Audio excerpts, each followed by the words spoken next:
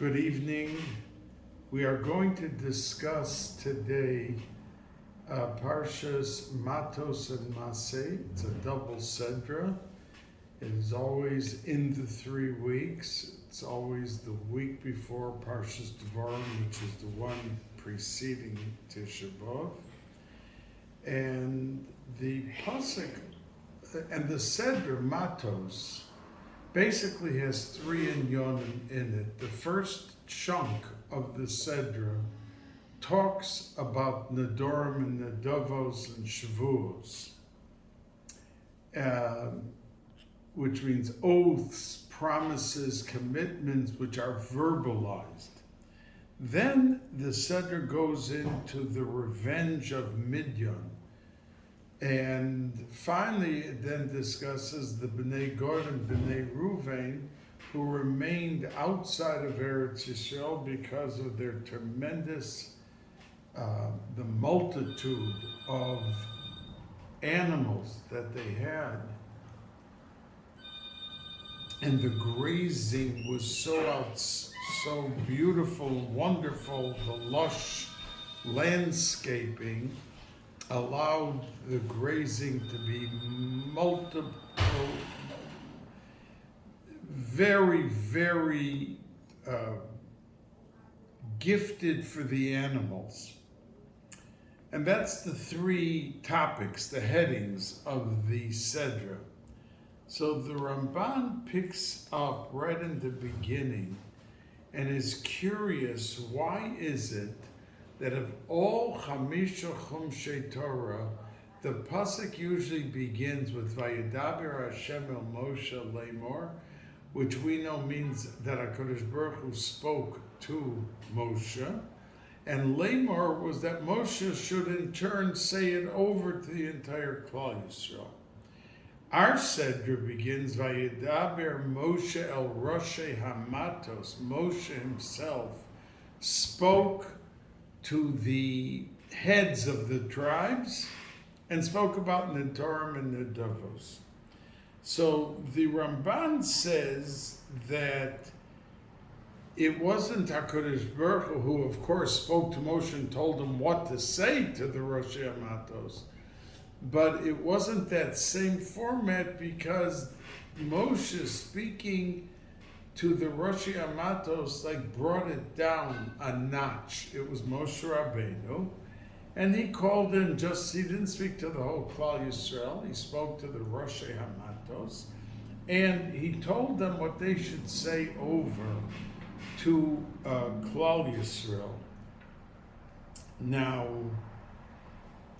the point was to strengthen and to inculcate, to instill into the hearts of each and every Jew, when you sit down and you're part of a crowd of 1,000 people, it's one thing, but if you're only 80 or 100, and the head of your tribe is there and he's being instructed first by Moshe Rabbeinu, then coming to the smaller group, the impression is stronger than knowing that HaKadosh Baruch Hu said it, of course, and then he said it to Moshe, and then Moshe spoke to the whole Klal Yisrael, 10,000, 20,000, how many people were there. So says the Ramban. And in a way, even though it was less choshev than going from HaKadosh Baruch Hu straight to Moshe Rabbeinu than Klal Yisrael, but the impact of how it was done, and it was never done that way. It was always through Moshe Rabbeinu, and then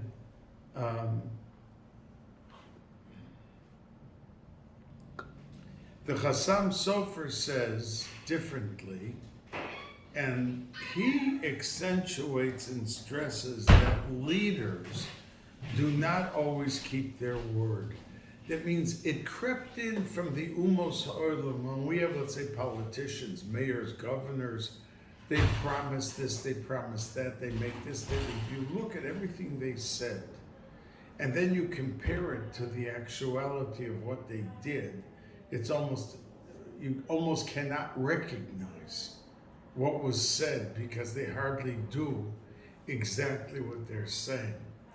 So HaKadosh Baruch Hu felt strongly that a person has to know how to keep his word and his commitment, and that it's vital. It's the cementing factor of Klal Yisrael.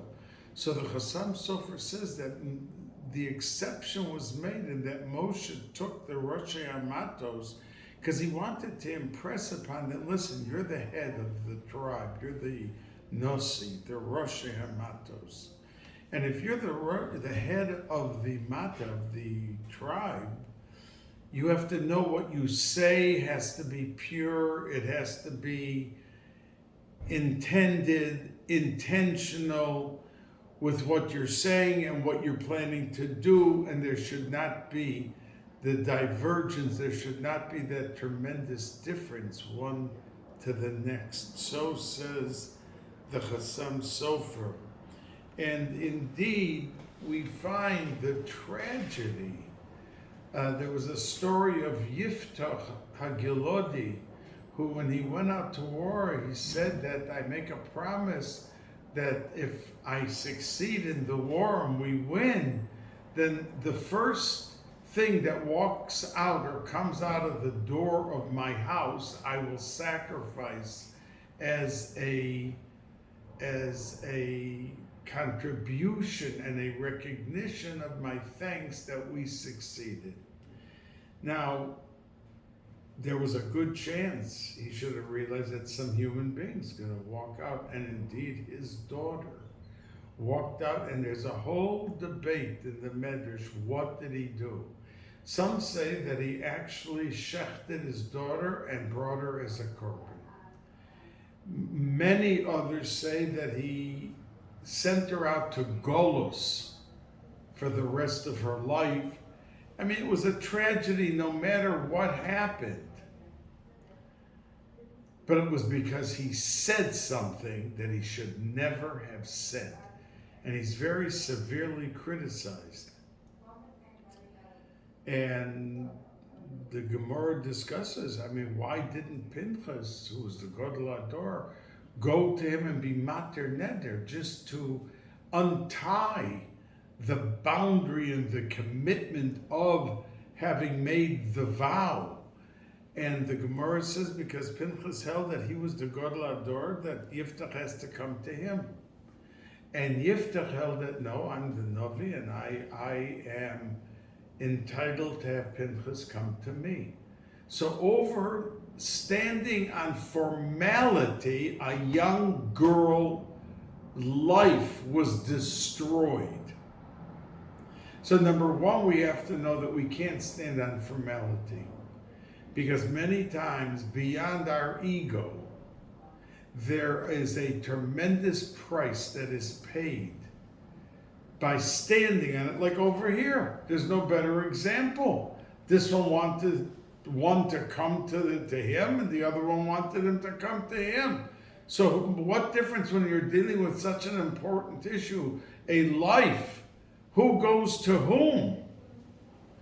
But Nebuch, the daughter, paid the price with either her life or her life in Golos, because she was destroyed completely. Surprisingly, many Meforshim say that they point out that most situations similar to this, the people would have lost their faith in the leaders. An innocent girl could make such a statement to anyone that comes out the door, but they had greater and respect and adherence to what they said as Gadol Hador, as all of that, and it didn't lessen their emunas tzaddikim. Excuse me.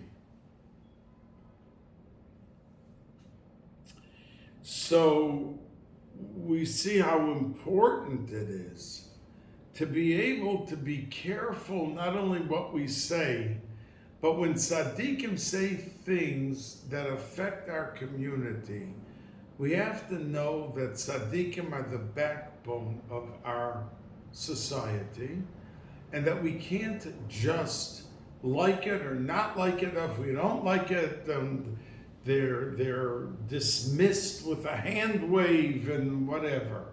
But we have to be able to stand strong by divrei tzaddikim, and we see that Klal Yisrael did, even though there was such anger and disappointment that they did this, and that they wouldn't back off, and who's going to stand where and who's going to be where. Now, we know that Yom Kippur is the holiest day. As I told you before, Yom Kippur, the Shloah HaKadosh asked his students, which is bigger, Shabbos or Yom Kippur? And they all said Shabbos, because the punishment is a death penalty for Chil Shabbos, and for Koros, for Yom Kippur, it's a Chiv Koros.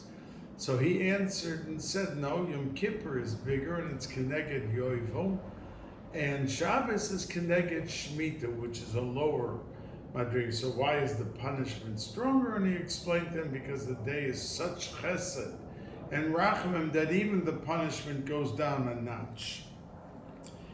But before we begin this auspicious day that we are comparable to Malachim, we're dressed in white, we're not eating, we're not drinking, we're not this, we're living like angels who are in heaven. We must clear the slate of what we said and promised. And we begin with the world famous Kol Nidre. Before we can go into the myriad and Shachris and Musaf and Mincha and Ne'ilah, we have to be able to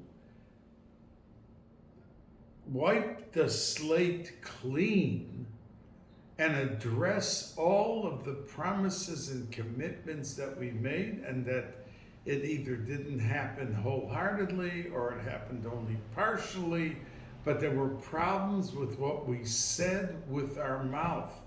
And it's very dramatic because, as you all know, that the Sefer Torah is taken out, two Sefer Torah, and they walk around the shul, and then they stand next to the chazan, as he says, Kol Nidre. Now, that's a very dramatic way of saying Kol Nidre. There's no other tefillah that we take out of Sefer Torah and that we solemnly stand there next to the two Sefer Torah and say the Kol Nidre. We do it by Akdamas, but as I told you before Shavuos, Akdamas is only one Sefer Torah. It's not walked around the shul, it's put right onto the bima, and indeed it's before the kriya, and indeed we don't do it for any other tefillah to take out a Sefer Torah and do that. And of course, as the Chazal and Tzaddikim said, that all the secrets of the world are in Akdamas. And that's why it was handled with like Kodesh Kadoshim, holy of holies, in everything that we do with it, but it's still not Kol Nidre. There we take out two Sifrei Torah. There we walk around to the entire shul. And it's a day of Tahara. That's why we say the Pasuk Or Zarur La Tzadik, and those who know the Kisvei Ari, that the Arizal explained, and the Pasuk underscores Tahara by Klal Yisrael. And that is the theme of Yom Kippur. But before we can step forward and go 1 inch into Yom Kippur, we must have first Kol Nidre. Now, there was a mission by Bilam to destroy the Yidden.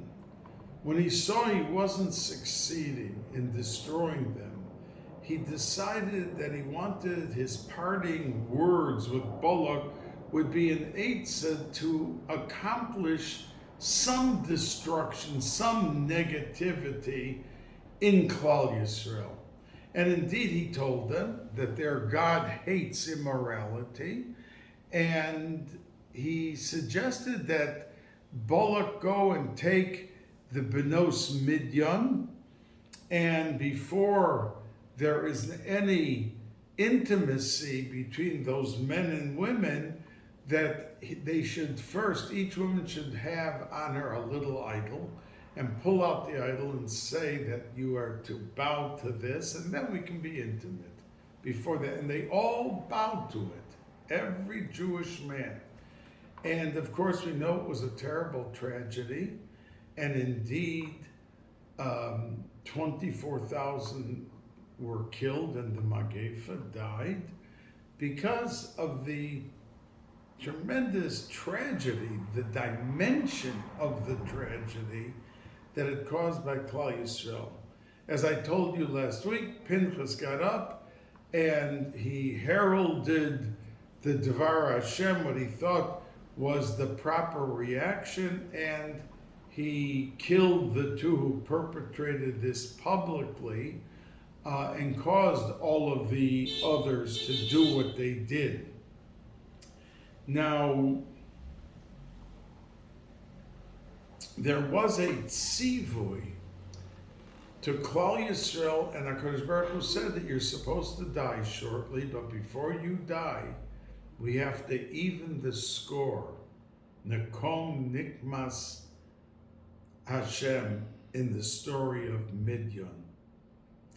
And the pasuk says that they were told to take 1,000 men from each shevet, and usually, when we split, let's say Eretz Yisrael, Menashe was one shevet and Ephraim was not, but over here it wasn't.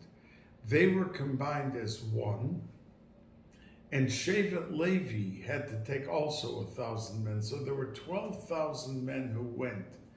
Now, the fact is that Shevet Levi never fought in wars because they were designated to take care of all of the Mishkan, the Bais Hamikdash, the Avodah, and they were exempt from any fighting or wars. But over here, they were told also to bring 1,000 men. And the Meforshim are very curious. Why is it that Levi had to take 1,000 men? It's the only war that they ever fought. And why were they included in this war? They never were supposed to fight.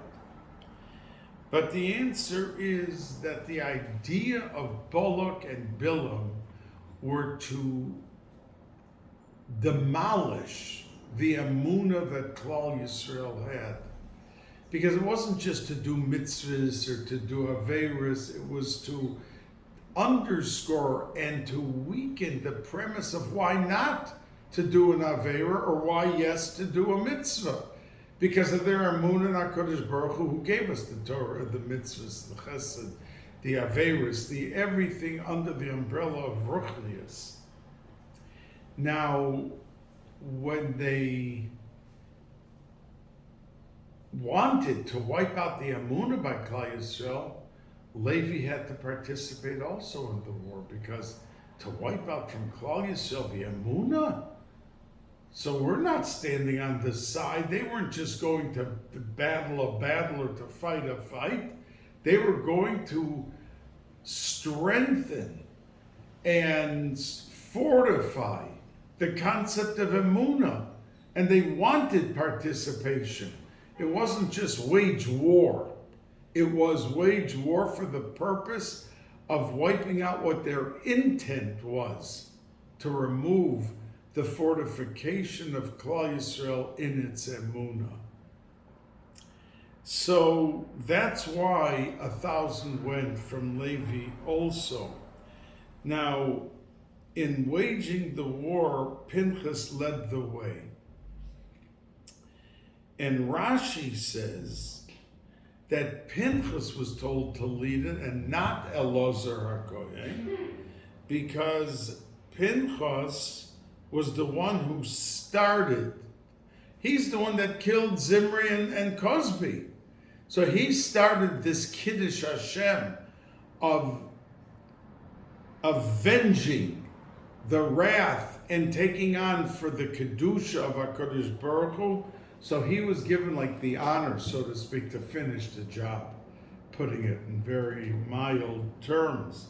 And the pasuk says, Ve'es Pinchas, when it says that he led the way, there is a kadma v'azla, the cantillation, the trop, on the name Pinchas is kadma v'azla. And kadma means kodam, that he preceded, he went first in the Kiddush Hashem. And azla means that he was able to go on and carry out the mission. So that's why kadma v'azla, the Meforshim say, is the trop, the cantillation on his name, to tell us that because of what he did in the beginning, he was zoicha to be able to finish off the job. And he was given the schus of doing it. Now, when Moshe Rabbeinu was told that they should go out and fight Midian, the pasuk says, go out and kill them out. And then it says, Achar te'osef el amecha. And after you will then be nifter, you will pass on to your people. Now, if you look at the pasuk, the Meforshim say that it sounds as if that after everything, after your death, this whole idea of wiping out and correcting the record will take place. So on that, the Medrash says that indeed, that when Moshe came and he saw the Peor, which was a gigantic idol, he knocked it into the ground. And the Medrash says that on the day that this story happened, with Klal Yisrael, with Cosby, and with Zimri ben Salu, that's when Moshe Rabbeinu knocked the Avodah Zarah into the ground. Now, Moshe Rabbeinu, where he is buried, no one knows. The Torah says we don't know the place of his burial.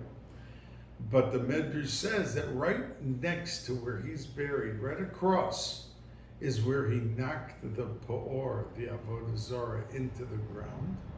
And every year, on the day that Midian did what it did, the Peor rises up from the ground every single year.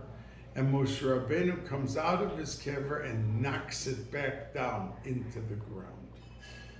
And that's why it says, Achar te'osef el amecha, that you will take the revenge, because you already will have been nifter, but when that idol comes up, you're going to get up and knock it back into the ground. And that's why it says, and it sounds like after death, after the death, this will take place.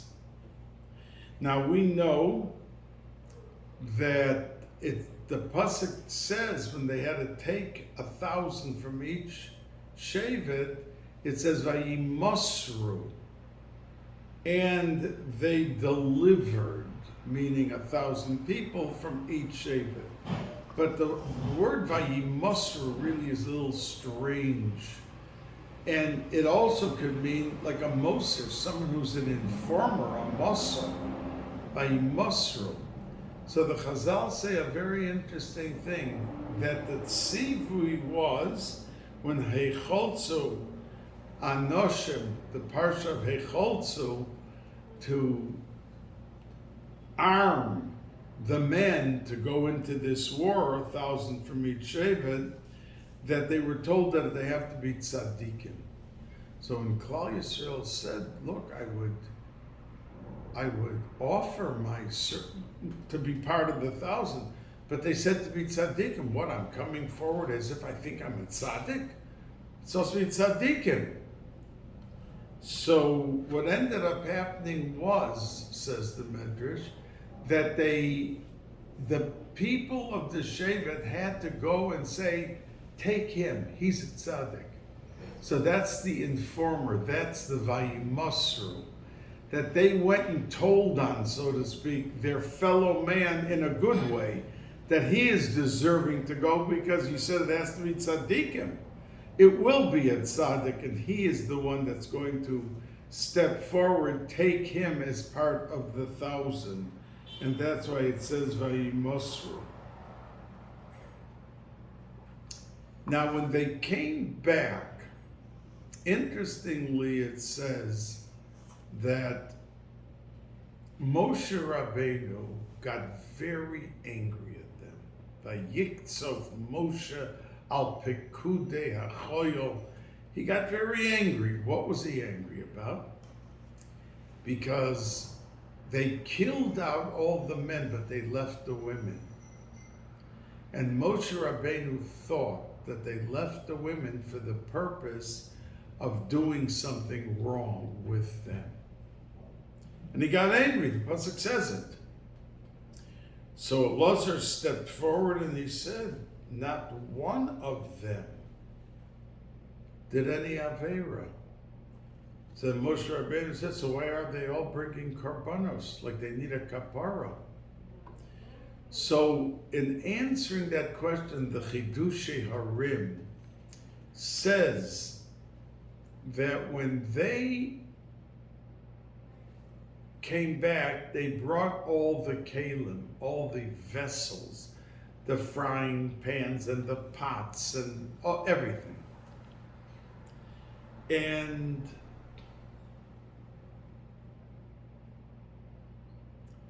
they were treif. So the pasuk, look in Matos, we learn up a lot of our halachas in how you kasher kalim. That means we have to either put it through in fire or we have to put it into boiling water. And those halachas, Elazar said. Now, why was this the place to say it? I mean, after Matan Torah, their kalim were all treif. That's one of the reasons we eat milchins, because you don't have to cook it. You can eat it cold. And So says the Chidushei Harim very interestingly, and he bases it on a medrash, that the reason when the men came back, they brought karbanos, was because it was true. They never, not one touched a woman. But when they saw the woman, they didn't have 100% machshavos. And they thought, okay, we had the machshava, but it wasn't maisa. We didn't do anything with the women. So Elazar taught them the halachas of kashrus, that if someone sees something treif in a pot, and he goes and he washes it off well, he may think, okay, we got rid of the treif and we could use the pot. But there's such a thing as belia, as absorption, that we know that if you take blue water and you put it into a pot and you cook it, and then you empty it out and you scrub it out, and then you put cold water in and you put on a fire, there's going to be blue water in there. It's going to come out from the ksolum, from the walls of the pot. That's called belia. And Elazar saw that they didn't touch any women, but they thought that having had the machshava wasn't wrong. It wasn't so bad. So he had to teach them the halachas of kashrus, that when you have a machshava, you may not affect the maisa, because that's outward, but it seeps in. The machshava seeps in. And that's why right after he taught them the halachas of the kashrus, they all went and brought korbanos. And that's what Moshe Rabbeinu saw and thought that they wanted a kapara for having done something, but they didn't do anything, and they wanted just a kapara for the machshava. And as the Rambam paskins, that the machshava makes more of an indelible imprint in the ruchnius of the person than the maisa does. So we have to sharpen our machshava, our tahara, and the purity and the way that we think and what we think really sets the path for how we indeed are able to function in our ruchnius. Now, you know that this Shabbos is Shabbos Mevorachim, HaChodesh, Of, and Of has distinction that no other month has. So all of you would say, yeah, it was the Churban Bais Hamikdash. Both Batei Mikdash were destroyed on Tisha B'Av, so that's different than all the other months. But what I'm referring to is the good part. And after Mincha on Tisha B'Av, Noilad Mashiach, the Mashiach who's born in every generation, is able to reveal himself, and the Ratzon to reveal himself comes by Mincha on Tisha B'Av. And that is the reason that the Arizal says every single month has a different lineup and order of the letters of the Shem Havaya. The more it is in order, is the more chesed. And that's why Yisnachu Hashemayim B'Sogel Ha'aretz Yud Kei Vav Kei in order is the month of Nisan, because that's the shoirish of all miracles. And that's the biggest expression and display of Midas Harachamim, the month of Nisan. The month of the Arizal explains that the lineup of the letters is Hey, then Vav, then Yud Kei. And it's pronounced Havaya. And that we, every time during the year, in Kislev, Chesh, any month, we want to express and talk about the Shem Havaya. We call it Havaya. And that is exactly the lineup of the letters of Av. Because even in Cheshvan, when we talk about the Shem Havaya, we want to be meramis to the Geula Shlema, which comes with the Ha'ara of Mashiach on Tisha B'Av in the afternoon. Now, the first half of the month, indeed, is Din. And that's why we fast. We have the 9 days. Comes Chamisha Asher B'Av. We are ushered into the majesty and royalty of Kula Chesed and Kula Rachamim. And the Meforshim talk about the fact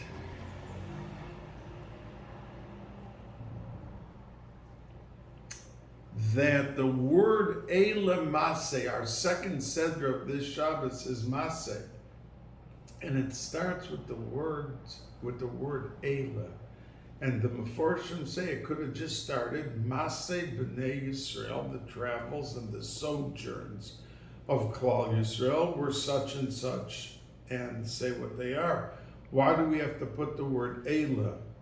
So some Meforshim, the Pardes Yosef, says that the word Eila was put there because Klal Yisrael in their lives are on one constant journey.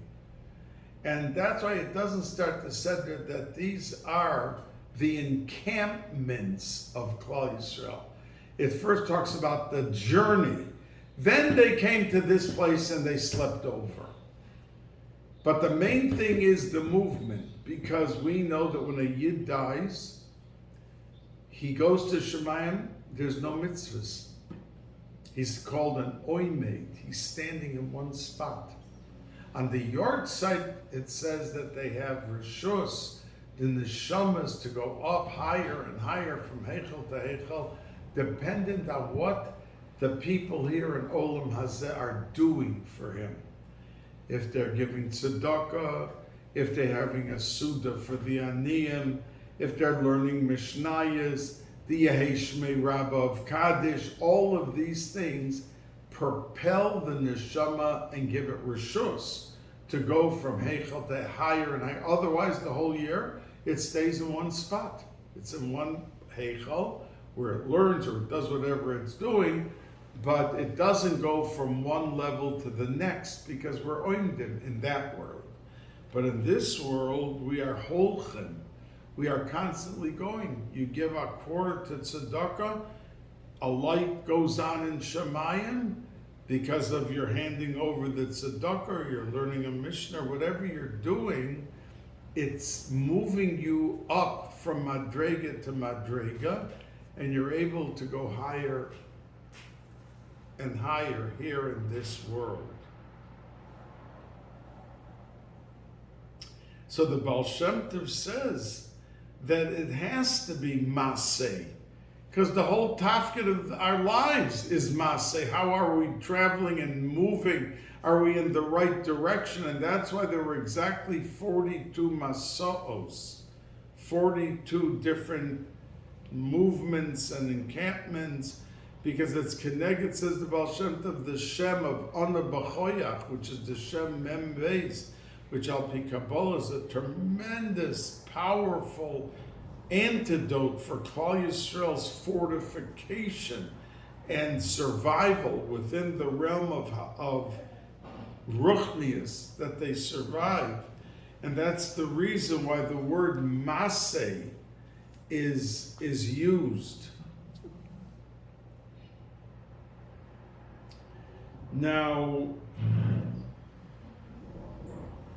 the pasuk says, "Vayal Aaron HaKohen El Rosh Hahor Bayom Hasham," and it tells us the date. It was the Rosh Chodesh Av. The first day of Av is the yahrzeit of Aaron HaKohen.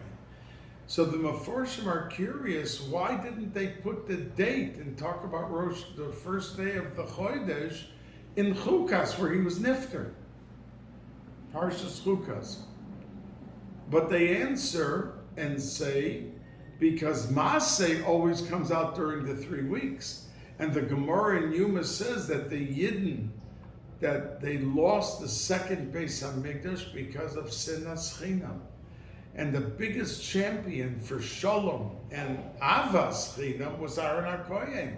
He was always chasing after and trying to promote and solve any dispute between husband and wife, between community, between people, but he was the promoter of Shalom.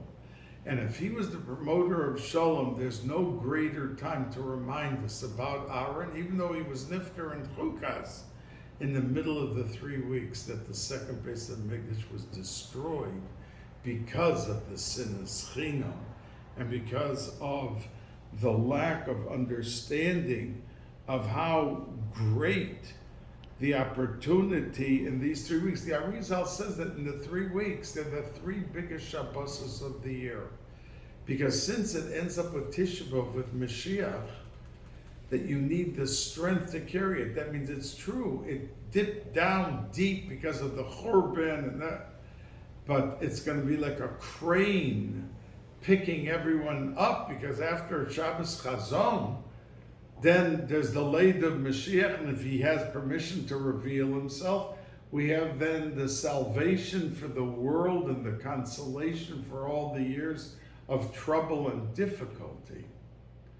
And its source, its strength comes from the preceding Shabbos, so it has to be tremendously strong in Ruchniya. So says the Arizal. And I want to say to you that Tzaddikim said that the reason that it had to open with the word Eila Masa B'nai Yisrael, is because every time we had a Yeshua in a door, it came with 2 people. And the first letter of our Sedra, Eila, is an Aleph, and the second word is Massei, a Mem. That's Aaron and Moshe. The Aleph is Aaron, and the Mem is Moshe. When we had a calamity and a tragedy at the time of Achashverosh, Who saved us? Who were the goodwill ambassadors who succeeded on our behalf? It was Esther, Aleph, and Mem, Mordechai. And when Mashiach will come, it will be Eliyahu Hanavi and Mashiach. So it's always an Aleph and Mem. So the tzaddikim said that there's the word Eila in our Sedra because it starts with the Aleph. We want to have that Aleph. And then the Mem in the next word to tell you that you're going to be traveling and journeying for a long time in Golus. But you are able to know that the Yeshua will be built in, just like it was by Aaron and Moshe, and just like it was Esther and Mordechai.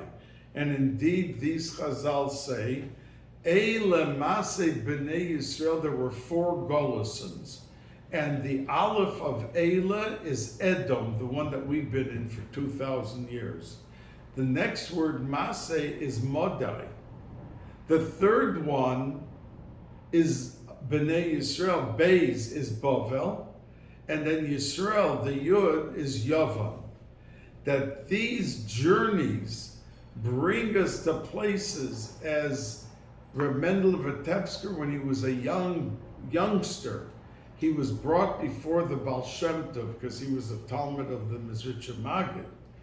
And he came before him, and his Rebbe who brought him, the Baal Shem Tov started telling him a story of someone's journey through life. It was like a map of someone's life, but it was the life of Reb Mendel of Vitebsk that he was talking about.